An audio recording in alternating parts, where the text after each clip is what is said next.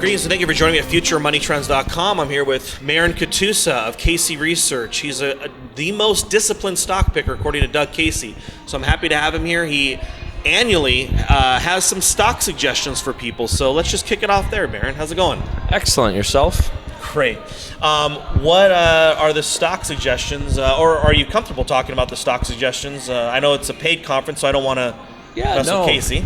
I'm very open about it. We've got 16 companies here, and I brought 2 of them. Okay. Now, when you say you brought 2 of them, you invited 2 of them? Yeah. So our shows are invite only. You can't come unless you're invited by one of the editors. Okay. Louis brought 14 management teams. I brought 2. One of them was Keith Hill from the Lundin Group, and that's Africa Oil. We've been long supporters of the story. Our subscribers have made a great run on that story. We were the first people to recommend the stock under $1. We took profits many times and eventually sold. Stock did get up to $12 a share. Wow. So it's been a great run. What's it at now? It's about $6-7. It fluctuates around. And you guys are still suggesting that? No, stock? What we did now is we've sold it in the newsletter, but I also like to bring the company because it's such a high quality management team. And more importantly, I have such a respect in Keith Hill. What he's done here is built world-class assets in the East African Rift. And I'm trying to show our subscribers what a case study looks from beginning to end, because I do believe the company will be bought out. I'm just trying to understand more as the resources develop more. At what point will they get bought out? It could be 12 months, it could be 18 months, it could be 6 months, it could be 36 months. I don't know. But, we were the first ones to ever talk about the company. We were the first ones to bring them to a conference, and they keep coming just more to educate subscribers and keep them up to date. So when I do re-recommend the company, which I will when I'm ready, people are up to date with the company. So you got to do your homework. It's part training, right? You can't just play in the season and during off season do nothing. You still got to keep up to date with what's going on with the company. Another management team that I have huge amount of respect for, and a bunch of our Casey Club subscribers on the Monday following our show, which ends tomorrow. On the Monday, we're taking 50 of our subscribers up to the Hobson uranium processing facility, which can produce up to 2 million pounds of uranium. And what Amir Dania's team has done there has been incredible. How many of these companies go from exploration to production?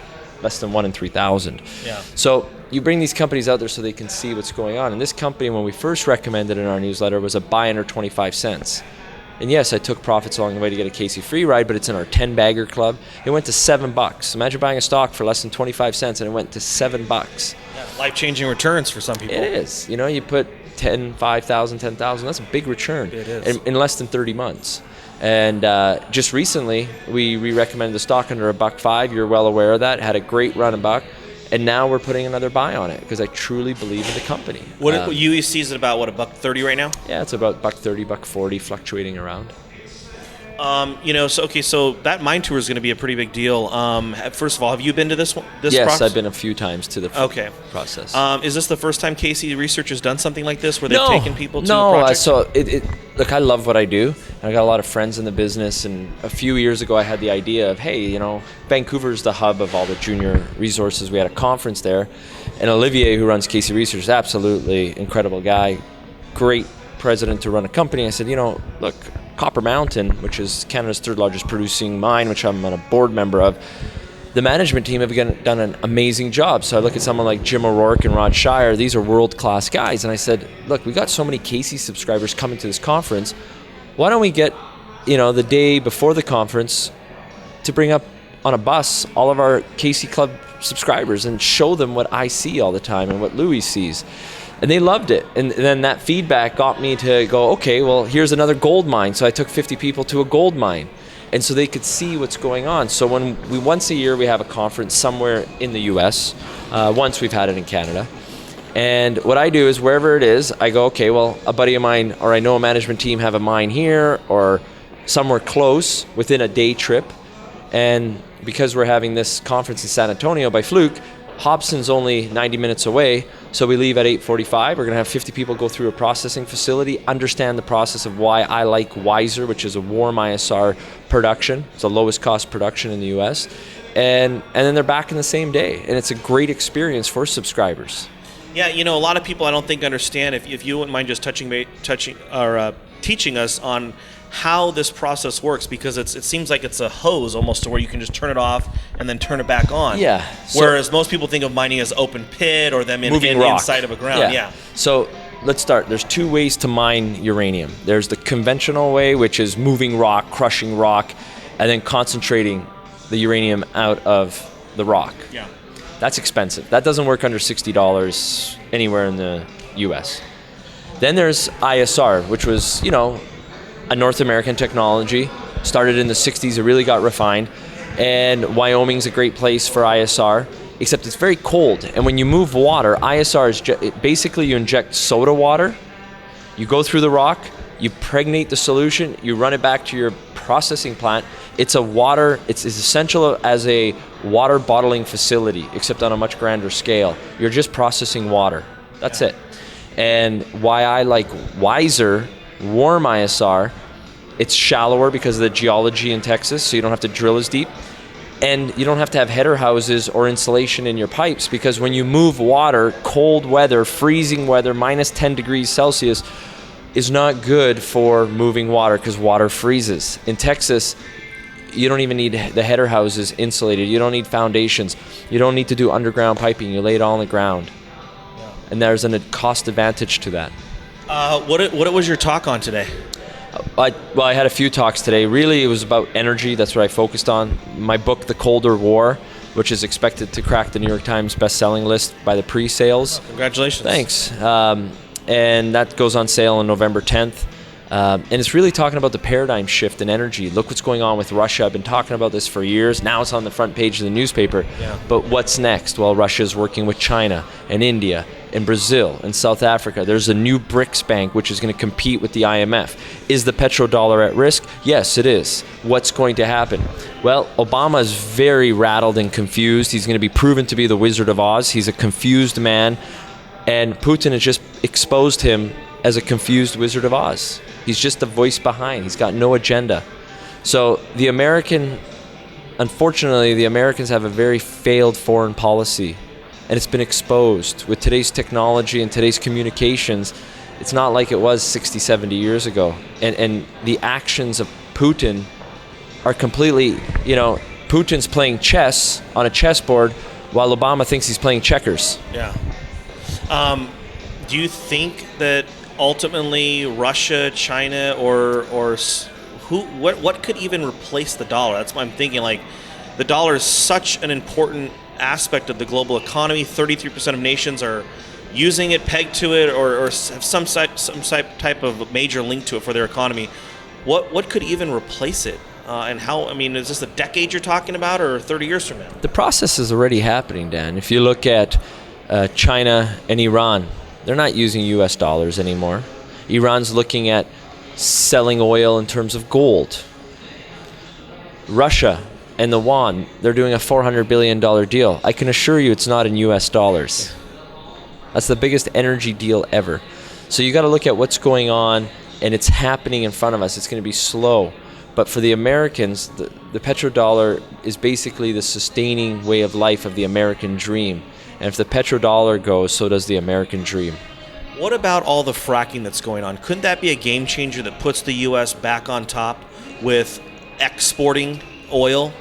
Not under Obama's administration. Fracking has been a game changer. There's a reason why the Europeans pay 3 times more gas than the average American. That's because of fracking. North American technology is going to get into Mexico. It's starting in Mexico. It's starting to get applied in Europe. The Russians are using the technology. The Chinese are using the technology. So yes, there is a way. Unfortunately, let's talk about LNG. Everyone's saying, well, America has so much gas. Well, they're already 5 years behind what the Australians are doing and 15 years behind the Russians and Qatar. Qatar is a massive LNG producer, and they can produce it for half the price. But the biggest risk on LNG isn't about what America's going to do or Canada's going to do. 2 countries consume 50% of the LNG in the world. About 38% is Japan, 12% is Korea. Would you want to invest in a sector that 2 countries make up half of the demand? And it's all because of Fukushima. And that's why uranium is working out right now. If your viewers have played, the spot price of uranium is up 25% over the last month and a half. Gold isn't up 25% over the last month and a half. Oil's not up 25% over the last month and a half. Uranium is the place to be for your, for your resource portfolio. You need to have some exposure to uranium. You talked about UEC in this interview. I know Amir Nani is here with Brazil Resources as well. Another strong recommendation that you've made to us in the past, the RIA project. Is this a game changer for Brazil Resources? It is, and this is what I mean by investing in the right management. Amir, it's a bad junior gold market right now. And that's good if you're a contrarian investor. That's why Rick Rule and I, in our fund with Doug Casey, we're backing the right management teams, because the right management team will capitalize in this market. So they went after a company that had a market cap of over $125 million. They bought it for 1/10 of that. On top of that, they doubled their ounces in the ground. So let's just say the gold alone was a great deal. Yeah. But within that deal, a family that did a major multi-billion-dollar deal with Areva had these assets, and the highest grade uranium ever drilled in the Athabasca Basin is on the western side, called the Maybelle deposit. Now, nobody talks about it because it's in a major company called Areva. That's the French national nuclear company. So if it was drilled by a junior, everybody in the world would know because of the promotion. Yeah. But who has a joint venture with Areva on the property surrounding Maybelle? BRI.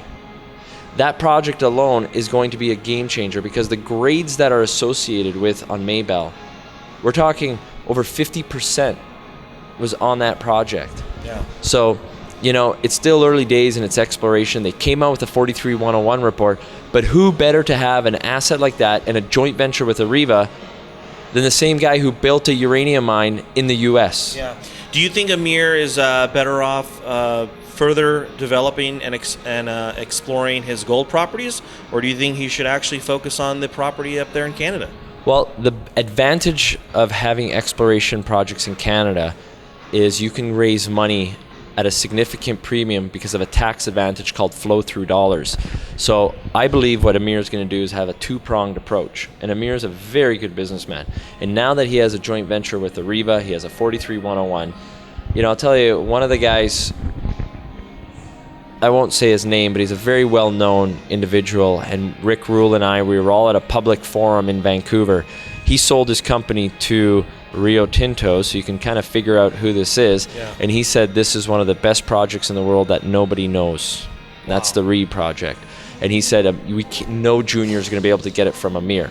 So Amir is going to be able to maximize the value. Now, what I'd like to see Amir do, and what I believe his mindset is, from what I understand, is he's going to make BRI become a major producer of gold. And it's going to take time.